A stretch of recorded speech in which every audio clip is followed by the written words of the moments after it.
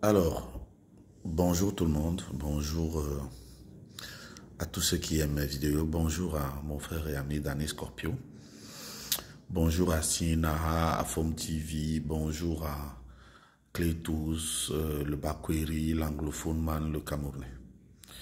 Bonjour également à mon frère Serge Tamba.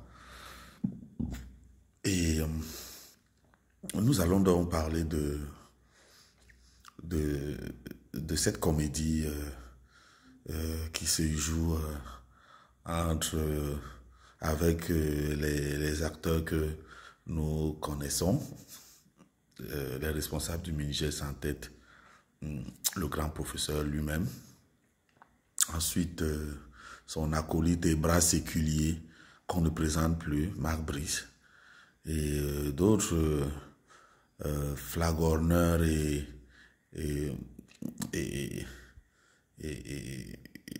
nouvelles personnes qui veulent se faire voir de façon très négative en enfonçant encore un peu plus le mouvement sportif camerounais. Je parle là de son président du comité olympique, le très célèbre colonel Kalkaba. Parce que, voyez-vous, cette comédie qui s'est tenue dernièrement au ministère, que le grand professeur appelle pompeusement la réunion de préparation, qu'on n'a jamais vu avec Rigobert Song. C'est-à-dire que curieusement, quand Rigobert Song était coach, on n'a jamais vu le ministre faire des grosses réunions comme ça et tout ça pour préparer des matchs. Et encore concrètement, même qu'est-ce que le ministère fait concrètement? C'est la FECAFOOT qui convoque les joueurs, c'est la FECAFOOT qui fait toutes les formalités avec la CAF. C'est à la FECAFOOT même de désigner le stade et de faire tout. Qu'est-ce que fait même le ministère? C'est-à-dire que si on doit se poser la question, quel est même le rôle du ministère dans l'organisation d'un match international au Cameroun?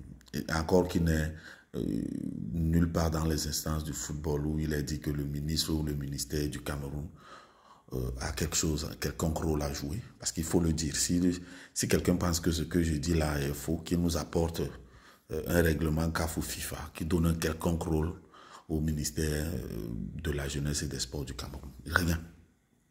Rien. Nous sommes là dans une usurpation de fonctions qui n'a pas de nom. Sous le prétexte que l'État du Cameroun, mais qui est l'État? Posons-nous d'abord la question même avant de continuer. Qui est l'État du Cameroun? Qu'est-ce qu'on appelle un État? L'État, c'est tous les citoyens et ses structures et ses institutions. Le ministre n'est pas l'État. Le ministre est un serviteur de l'État. Nous, les citoyens, nous sommes membres de l'État. L'État n'est pas parce que on est directeur ou ministre dans un ministère ou fonctionnaire dans un ministère, alors on s'approprie les fonctions de l'État. Non, on sert l'État. On est un représentant de l'État. L'État, c'est nous, les citoyens. C'est les institutions. Voilà. Donc, il faut qu'on cesse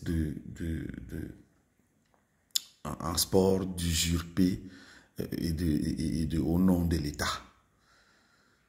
Parce que même quand le président de la République, qui est une institution, donc qui est une partie de l'État, donne des... Mais il nous donne ces hautes instructions à nous tous les Camerounais, pas spécialement aux ministres ou à ces gros fonctionnaires et tout, qui peuvent donc faire ce qu'ils veulent.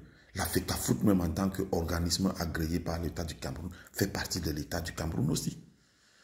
Il faut qu'on se dise les choses vraies. Alors, la question centrale ici est, la première question, on va se poser 2 ou 3 questions. La première question aussi est, quel est le rôle que joue actuellement Marc Brice? Parce que manifestement, 1, il est devenu l'État du Cameroun. 2, il est devenu la Fédération camerounaise de football. C'est-à-dire que ce sont ces petits désirs que la fédération doit faire. Voilà où on en est. Si Marc Brice dit que la fédération doit se délocaliser dans une salle de conférence au stade, c'est là-bas que la fédération doit aller. Si Marc Brice dit que la fédération doit mettre Coca-Cola et les bouteilles de je ne sais quelle eau sur les tables pendant le truc, c'est ça qu'on doit mettre sur les tables au mépris des sponsors de la fédération. Si Marc Brice dit qu'on va aller jouer à Bruxelles chez lui, eh bien, le ministre va nous envoyer regarder les pelouses et on va jouer à Bruxelles.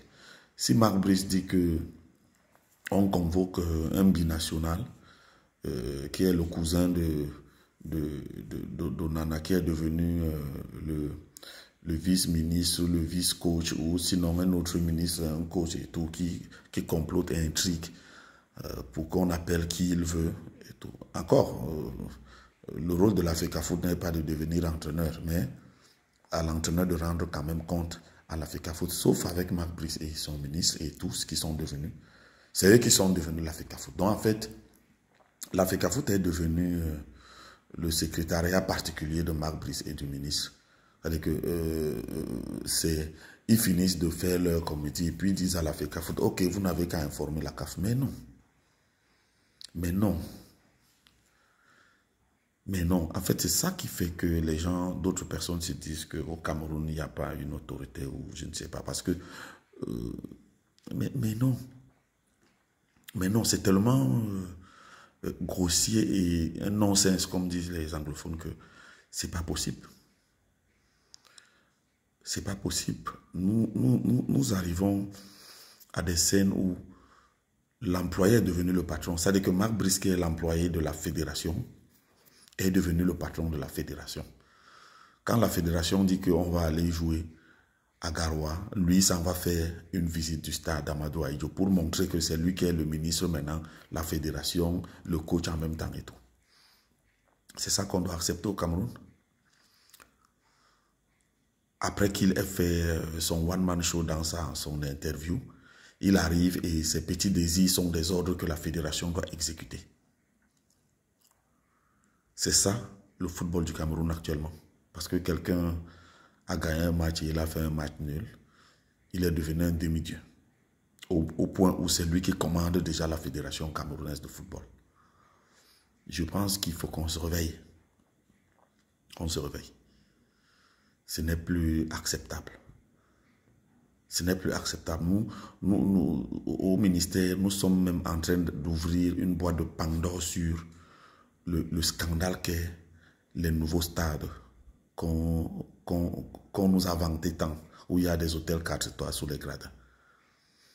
Vous vous rendez compte que, comme disait le professeur Kouvondo dans une émission que j'ai vue quelque part, c'est un stade construit en 1972 qui est devenu plus pratique en toute saison. Un stade couvert en partie est devenu plus pratique en toute saison qu'un stade presque entièrement couvert qui n'a que la pelouse qui est ouverte. Ça veut dire que c'est qu'au Cameroun qu'on voit ce genre de choses. Ça veut dire que des hauts fonctionnaires, le ministre, j'ai vu quelqu'un au ministère parce que je n'avais pas vu cette vidéo. C'est-à-dire que on a touché le fond. Un responsable qui fait une vidéo qui explique dans sa vidéo que les conditions climatiques, météorologiques agissent sur les joueurs qui font. Est-ce que vous pouvez regarder tous les Camerounais et leur dire qu'il fait froid à Douala plus qu'à Yaoundé, même en saison de pluie? C'est-à-dire qu'on en est arrivé au ministère des Sports à des choses qui sont devenues... C'est-à-dire que le Cameroun va devenir la risée du monde en matière de sport. Je ne veux pas parler d'autre chose parce que moi je ne parle pas de politique. Mais en matière de sport, on est en train de... C'est-à-dire que j'ai vu cette vidéo-là au ministère des Sports. C'est-à-dire que dans cette comédie-là, une pièce c'est-à-dire que à faire mourir de rire. Je ne sais pas si ce mec, il est météorologue, il est spécialiste. C'est-à-dire que j'ai vu des conclusions du genre, oui, à Douala sur la pelouse, il fait très froid, il pleut beaucoup, alors ça aura un impact sur les joueurs. Quand on regarde l'histoire des matchs de l'équipe nationale du Cameroun, qui a joué à Yaoundé sous des pluies battantes, les joueurs ont eu quelle blessure? Qui s'est blessé à Yaoundé? Maintenant, donc, ça dit que ce mec-là veut nous expliquer que le stade de Japoma actuellement a une fraîcheur spéciale qui dépasse même celle qu'il y a en Europe. Parce que tous ces gars qui viennent jouer, jouent en Europe et ils jouent pendant l'hiver où les sols même sont gelés. Personne ne s'est jamais plaint. Mais au Cameroun, à Douala, dans à l'un des endroits les plus chauds du monde. C'est-à-dire que Douala a une chaleur qui est reconnue. Moi, je suis presque né et grandi à Douala. On nous explique qu'il y aurait un froid à Japoma. C'est-à-dire que quelqu'un qui se prétend au cadre du ou je ne sais quel spécialiste au ministère des Sports vient dire aux gens qu'à Douala, il ferait plus frais parce qu'il pleut qu'à Yaoundé. Où c'est le froid absolu, sauf en journée, à quelques moments. Et même en journée, le vent qui passe à Yaoundé, en Fandena en plus. On veut nous faire. Ça dit que vous voyez le comble de, je ne vais même plus appeler ça, ce n'est pas, le comble de la bassesse. C'est-à-dire qu'on veut expliquer au monde que l'une des régions les plus chaudes de l'Afrique, du monde, la plus chaude, même presque la plus chaude du Cameroun, parce qu'après le nord, c'est le littoral où il fait très chaud. Qu'il fasse froid en saison, parce qu'il y a une saison de pluie à cet endroit, plus qu'à Yaoundé, où il ne fait que froid. Et pire même, qu'un stade qui est censé être moderne, c'est-à-dire que ce qu'on a vendu au président de la République à coups de milliards, c'est un stade où je n'ai pas vu un seul papier où on disait qu'à Douala, quand il pleut ou quand l'équipe nationale ne va pas, ou les équipes ne vont pas jouer. Et encore, je dis bien, le premier match qui a eu lieu à Douala, quand ce stade a été construit, on peut regarder les archives même de la CRTV, de la chaîne nationale, c'était sous une pluie battante. En saison de pluie pour que, c'est-à-dire que ce qui est en train de se passer, les responsables du ministère qui sont ceux qui ont construit les stades et tout, sont en train d'expliquer justement au peuple et à l'État du Cameroun que le stade qu'ils ont construit à Japoma n'est utilisable qu'en saison sèche. Donc en fait, on a vendu du vent à la population, on a vendu du vent à son chef que la population a élu, le président de la République. Donc on a floué l'État du Cameroun. C'est ce que le ministère du Sport est en train de démontrer à ciel ouvert aux gens. Et les gens se gargarisent, c'est-à-dire qu'ils se disent que c'est acceptable ce genre d'anti-vérité, de contre-vérité. Ce n'est pas possible. Après, on va dire qu'on est métaux, et toi, sa légion de gens sur Internet qui disent n'importe quoi. Voilà la logique donc. C'est-à-dire que un responsable de l'ONIES ou du ministère des Sports, bref, l'ONIES c'est bien le ministère puisque c'est eux qui commandent et tout ça.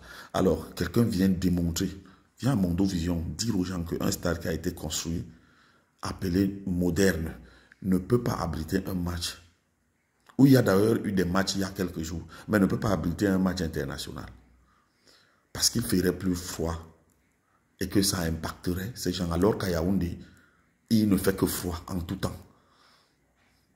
Sauf en journée où il y a souvent des pics de chaleur parce que nous sommes en région tropicale. Mais on n'a pas besoin d'être météorologue ni quoi que ce soit. Moi, par exemple, qui suis à Douala, quand je suis à Yaoundé, j'ai le pull en permanence, même quand il fait soleil. Parce que tout le monde sait qu'à Yaoundé, il fait extrêmement froid à tout moment. Pire dans un stade qui est à moitié couvert. Alors Yaoundé dans un stade à moitié couvert serait mieux que Douala dans un stade presque entièrement couvert où seule la pelouse est ouverte. Et avec les températures de Douala, on nous explique que le match ne peut pas se jouer à cause de la fraîcheur à Douala. Je pense qu'il faut qu'on arrête cette, je ne sais même pas comment je vais appeler ça, cette comédie, cette tragique comédie. Donc, ça, c'était le premier questionnement. C'est-à-dire que vous qui regardez cette vidéo, essayez un peu de vous faire une idée. Le deuxième questionnement, c'est Marc Brice est-il devenu la personne qui va donner des ordres à la fédération via le ministère? C'est dans quel monde? Ou c'est un coach qui dit à une fédération ce qui doit se faire? C'est dans quel monde? C'est dans quel monde? C'est-à-dire que le ministère nous donne un peu la logique qui consiste à dire que si le coach vient dire quelque chose, alors il fait une liste de joueurs, il ne met pas des noms, des clubs. Comment la fédération va convoquer les gens?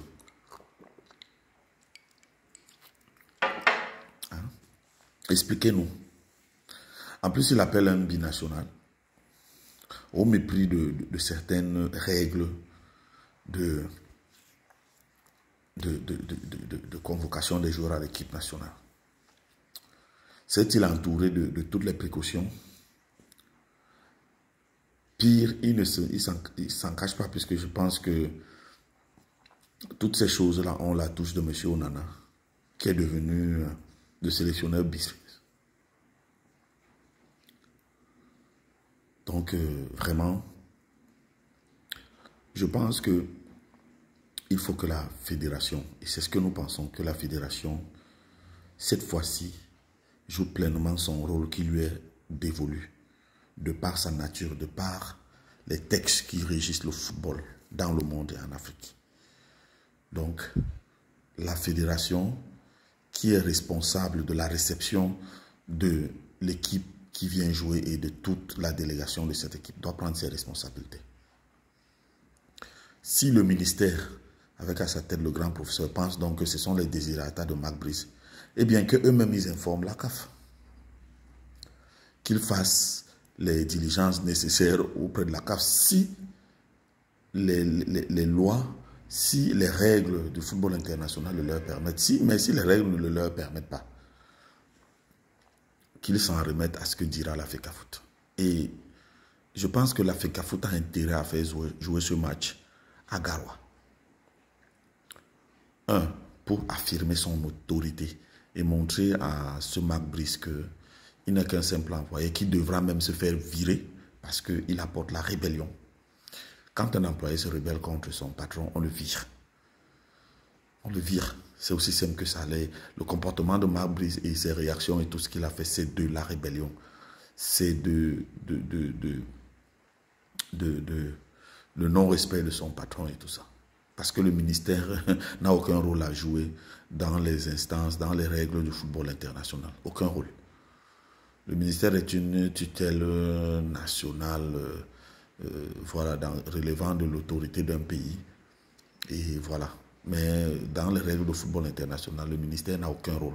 D'ailleurs, n'est reconnu aucune part comme une partie prenante dans l'organisation et la gestion du football international. Donc, surtout international. Donc, vraiment, la fédération doit absolument faire son rôle et que tout le monde observe que en cas de couac, que ce soit l'ingérence du ministère avec son représentant, parce que Marc Brice n'est même plus le coach. Je pense qu'il est devenu l'exécuteur du ministère dans les basses besognes de sabotage du football du Cameroun. Donc, qu'ils jouent leur comédie et qu'ils en prennent, qu'ils en assument toutes les conséquences qui peuvent arriver.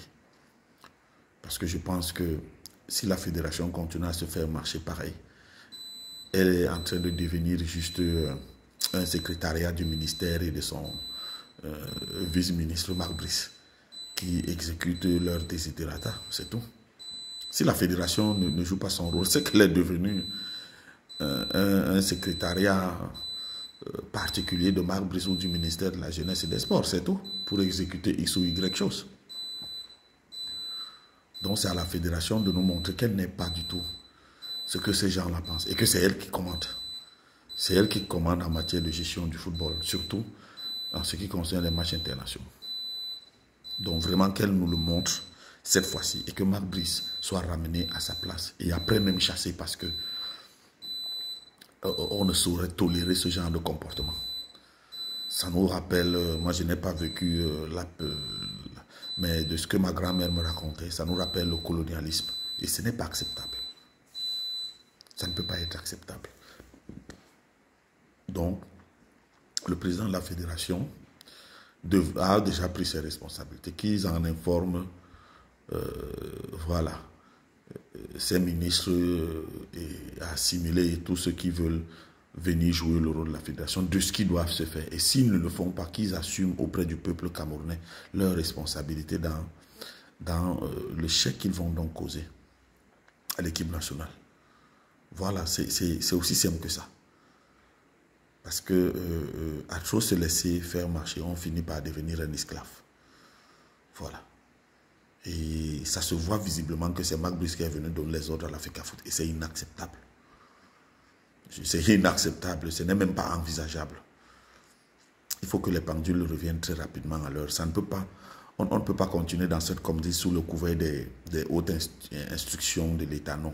Parce que l'État du Cameroun, je l'ai dit à l'entame, ce n'est pas le ministre seul. Ou ce n'est même pas le ministre ou le ministère. Voilà. L'État du Cameroun, c'est d'abord tous les citoyens du Cameroun. Voilà. Et leurs institutions.